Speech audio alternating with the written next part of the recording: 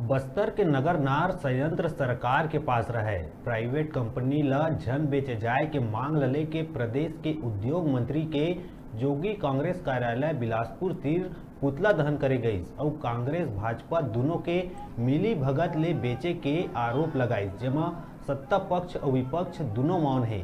बस्तर के नगरनार संयंत्र ला सरकार के पास नहीं रख के प्राइवेट कंपनी ला बेचना प्रदेशवासी और बस्तर के रहिया मनबर अन्यायपूर्ण कार्य बताई।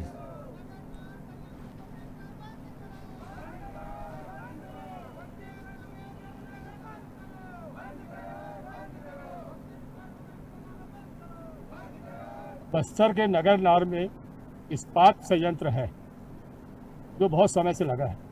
माननीय अजीत जोगी जी जब मुख्यमंत्री थे तो उस संयंत्र को बेचने का केंद्र सरकार ने प्रयास किया था पुरजोर, पर अजीत जोगी जी उस प्रयास को असफल कर और नहीं बिक पाया।